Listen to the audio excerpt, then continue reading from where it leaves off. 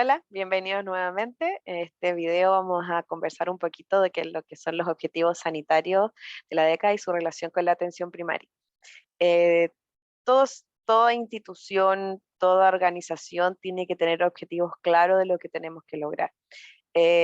Tenemos objetivos pequeñitos, objetivos operativos, pero también tenemos que tener objetivos que nos definan como país. ¿Cuál va a ser nuestra meta a lograr dentro de la salud de Chile y de todas las personas que estamos aquí? Los objetivos sanitarios de la década son objetivos que se definen a través del Ministerio de Salud y a través de su función rectora, él establece cuáles son los objetivos que tenemos que seguir todos. Y todas las intervenciones, o la gran mayoría de las intervenciones en salud que hay en nuestro país, deberían estar en alguno de los lineamientos estratégicos de los objetivos sanitarios. Hay que recordar que los objetivos sanitarios o las intervenciones de salud pública son siempre a largo plazo. Ya, por eso hablamos de décadas, de 10 años. Es un periodo largo, ¿cierto? De repente uno dice, pucha, 10 años es mucho, pero tenemos que hacer cambios en sociedad, en la comunidad, en grupos. No estamos hablando de un cambio específico en una persona, sino en una sociedad, en un conjunto. Ya son cambios complejos, la salud pública no es algo que se modifique de un momento para otro. Yo creo que todos hemos pasado cuando han llegado a, bueno, ahora con la pandemia, ¿para qué decir?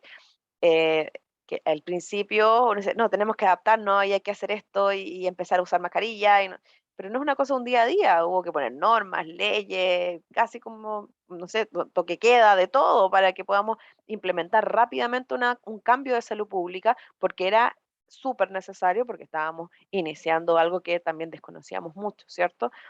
Pero los cambios en general de salud, los que nos van a guiar, la idea es que sean paulatinos, ya que sean paulatinos, que sean adaptados por la comunidad y que cada uno entienda la importancia de ellos. Habían formulado del 2021 al 2030 objetivos, estaban definidos, pero tenemos claro que el 2020 nos cambió la pandemia, nos cambió nuestra forma de ser, nuestra forma de trabajar. em, no sé, cómo están sus bajos controles. O sea, yo creo que todo nos cambió, no tenemos un bajo control tan claro, perdimos la comunidad, perdimos la comunicación muchas veces.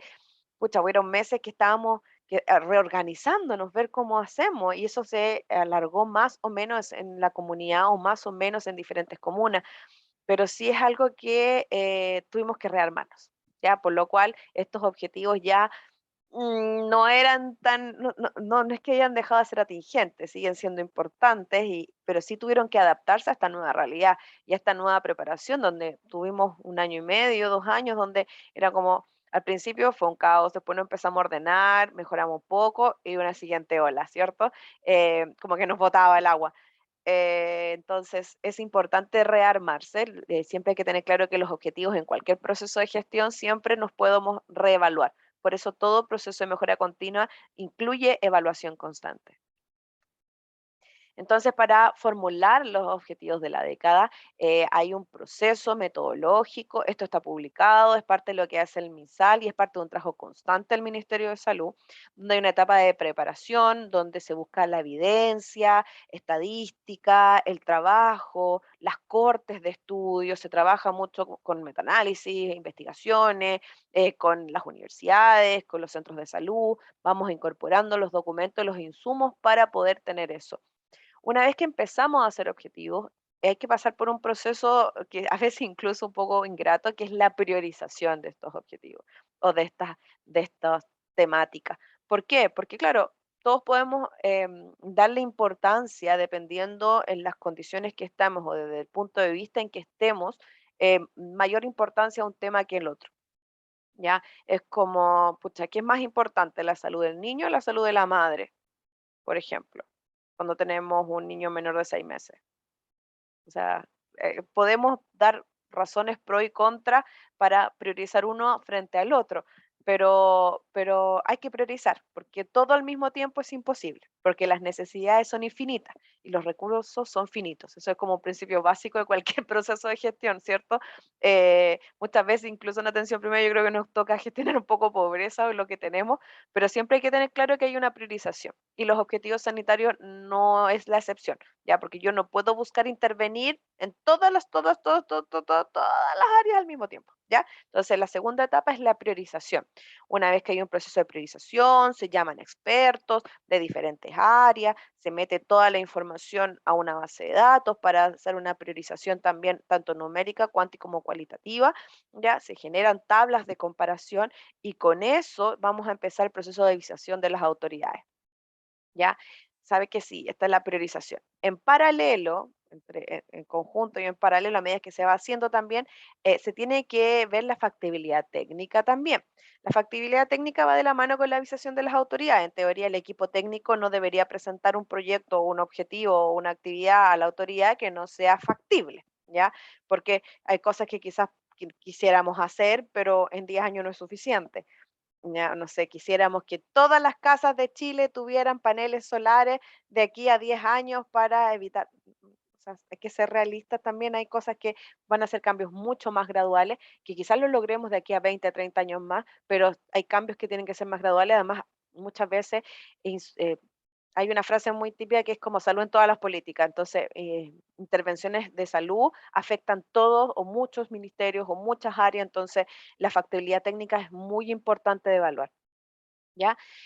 Una vez que yo tengo todo eso claro, con un buen marco técnico, yo voy a establecer indicadores y metas. Ya, como les dije hace un ratito, siempre cualquier proceso de gestión tiene que tener una evaluación constante. Si no tiene una evaluación constante y una mejora en base a esa evaluación, vamos a caer y vamos a llegar al final donde vamos, hoy, pero no cumplimos esto. ¿Y cómo no nos dimos cuenta en el camino? Porque no hubo una evaluación constante y mejora en base a esa evaluación. ¿Ya? Entonces vamos a construir indicadores, metas para las diferentes áreas de salud de nuestro país y establecer un proceso de difusión y sensibilización a toda la red de salud. ¿Ya? De repente pasa que vemos que hay ordinarios o circulares que nos llegan a nuestras manos cuando estamos ahí, nos llega el correo electrónico una circular y se emitió hace, no sé, 2 meses. Y es como, ¿por qué 2 meses? Porque hay todo un proceso largo, escalafonado que vimos hace en el video anterior, donde tenemos que pasar por diferentes estructuras y en esas estructuras se va dando la información y haciendo esta difusión para todos. Los objetivos sanitarios que se fijaron y se reestructuraron están en base a ciertos parámetros, donde mejorar la salud y bienestar de la población, disminuir las inequidades, asegurar la calidad de atención y avanzar en la construcción de comunidades de entorno saludable, están como ejes estratégicos para definir objetivos de impacto por tema. Entonces, yo tengo las estrategias que van a ser los ejes transversales a todas las áreas, que son estas que le acabo de mencionar, a áreas específicas o temáticas específicas, que son las que están al lado con colores, ¿ya? El medio ambiente o entorno saludable, los estilos de vida, las enfermedades transmisibles, las enfermedades crónicas, ¿ya? Funcionamiento y discapacidad, emergencia y desastres y gestión de calidad e innovación. ¿Ya? Entonces, lo que se hace se va cruzando en base a estos ejes estratégicos en cada tema, objetivos asociados a los ejes. Vamos a ver lo general. Ya esto es un documento que tiene como ciento y tantas páginas, se los voy a compartir también para que lo tengan a mano, pero es sumamente importante que tengan claro que esto es para tener una guía de lo que vamos a trabajar y la importancia de cómo esto va a dar pie a las acciones que nosotros vamos a realizar a diario en atención primaria. Entonces, respecto al medio ambiente, entorno saludable, lo que vamos a buscar es tener más condiciones sanitarias ambientales, mejorar el proceso, mejorar la salud ocupacional, fomentarla y la salud familiar y comunitaria. Eso tiene que ver mucho con el ambiente entorno. Es como súper amplio esto. No era la idea que viéramos el documento objetivo por objetivo, porque eso lo pueden revisar ustedes y leer ustedes sin ningún problema. Pero sí quiero que les quede en la retina el tema de los temas y los pilares que estamos conversando según cada temática. Cuando hablamos de estilos de vida, se busca potenciar positivamente la alimentación saludable y inocua. Son temas que son 2 o 3 palabras, ¿cierto? Pero la ejecución de esto es monstruosa, en el sentido de que abarca todo. Por ejemplo, la ley de los sellos, los kioscos en los colegios, las semillas transgénicas, o sea, todo eso, que son temas que van desde, uno dice, casi de lo económico a lo del día a día, están en ese más de alimentación saludable y inocua, que es ¡pum!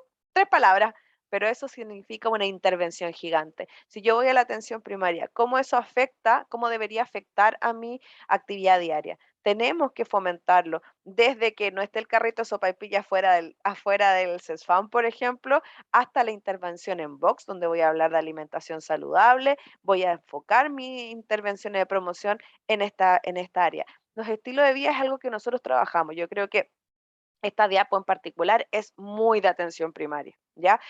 Fomentar la actividad física, disminuir el alcohol, el tabaco, las drogas, fomentar una salud sexual y reproductiva sana y una salud mental potenciada, creo que son ejes que tenemos que ver que están en el tema de estilos de vida, pero tienen relación directamente con lo que nosotros hacemos a diario en atención primaria. Las enfermedades transmisibles de repente se nos olvidan, como que no, si estamos en las enfermedades crónicas, ¿no es cierto? Las crónicas cardiovasculares y no cardiovasculares cuando podemos, pero las enfermedades transmisibles existen, ya tenemos que trabajar estas temáticas, no cuando empezamos a tener agua potable desaparecieron del mapa, han aumentado incluso, por ejemplo, la tuberculosis se ha visto un aumento en los casos de tuberculosis en varias zonas, por diferentes razones, por migración de países donde no tienen esquema de vacunación, por aumento de enfermedades autoinmunes o que afectan el sistema inmunitario, por la resistencia antibiótica que está en el mismo listado, ¿ya? Entonces, ¿cómo vamos a trabajar en disminuir la tuberculosis? El VIH que está ahí, que todavía existe, es una enfermedad. ¿Cuál es la diferencia? Ya no es una enfermedad mortal, como hablábamos al inicio cuando se descubrió, ¿cierto? Hay un tratamiento, las personas que siguen ese tratamiento tienen una vida totalmente normal, ¿ya? Pero sí, la idea es que evitemos esta morbilidad, ¿cierto? Todas las enfermedades transmitibles en eliminación, los esquemas de vacunación, cómo vamos a eliminar la transmisión del Chagas, de la rubiola, por ejemplo, que estamos ya en proceso de eliminación. Todo lo que es zoonótico y vectoriales, perdón. El Chagas que les mencionaba a través de la vinchuca, las zonas que están endémicas, por ejemplo, todo lo que tiene que ver con el ANTA, que es una enfermedad que es de nuestro país, de nuestro ratoncito de cola larga, cómo vamos a trabajar con ellos, por ejemplo, con la parte veterinaria, con los parques, con la familia, que no se le olvide ciertas medidas de precaución. O sea, todos los veranos empezamos, van a llegar el verano y empiezan los afiches de Lanta, ¿cierto? De repente nosotros en Santiago se nos olvida. En San Bernardo ustedes tienen zona rural, ya están cerquita de zonas que son endémicas de Chagas, también de Vinchuca. O sea, son cosas que pueden observar precisamente en el día a día y cómo vamos a trabajar para prevenirlas. Las infecciones respiratorias agudas, bueno, ahora con la pandemia esto es más que en boga, ¿cierto? Y la resistencia a los antimicrobianos, que hace poquito nos llegaron las circulares para armar los consejos para disminuir la resistencia a los antimicrobianos, porque nos estamos quedando sin armas para las bacterias. Entonces, las enfermedades crónicas no transmisibles y la violencia. Tenemos que disminuir las enfermedades cardio y cerebrovasculares, eso es algo que es nuestro día a día, ¿cierto?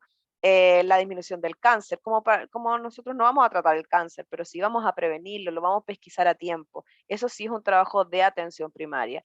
La diabetes, disminuir la diabetes. ¿Cómo disminuimos la diabetes? La vamos a disminuir la diabetes en el servicio de cirugía, cuando le van a hacer la amputación, en la UCI. No, si se fijan, esto es solo atención primaria. ¿Ya? La enfermedad renal crónica, la obesidad, disminuir las enfermedades respiratorias crónicas, los trastornos bucodentales, trastornos mentales, la violencia. Nos quedamos cortos, sí, lo tengo súper claro, pero sí es importante pero que estos tienen que ser nuestros ejes. Funcionamiento y discapacidad, el desarrollo integral infantil, potenciar el desarrollo infantil, tener las habilidades, están desarrollando el NAIS Perfecto actualmente en sus centros de salud, cómo funciona la sala de estimulación, hay talleres de promoción que se estén haciendo, ¿no? Todo lo que es el desarrollo integral de personas de espectro autista. No sé si les ha pasado, pero después de la pandemia, cuando empezamos a reevaluar a los niños que no habían venido, encontramos mucho más diagnóstico. También lo estamos buscando, ¿cierto? Tenemos el MCHAR, tenemos instrumentos que nos están a través de los controles guiando a esta pesquisa. Estamos más abiertos a evaluar esto. Disminuir las alteraciones musculoesqueléticas, mejorar la calidad de las personas con artritis, con enfermedades crónicas, ¿ya? Con enfermedades poco frecuentes. Tenemos la ley Ricardo Soto que está apoyando con ciertos tratamientos, disminuir los accidentes de tránsito, disminuir la dependencia severa, cómo vamos a trabajar con los síndromes geriátricos. Uf, es mucho, pero la salud de las personas es multivariable, es multidimensional. Emergencia y desastre. Nuestro país tiene, tiene una lista importante de cosas que pueden pasar, ¿cierto? Que la inundación, que el terremoto, el incendio.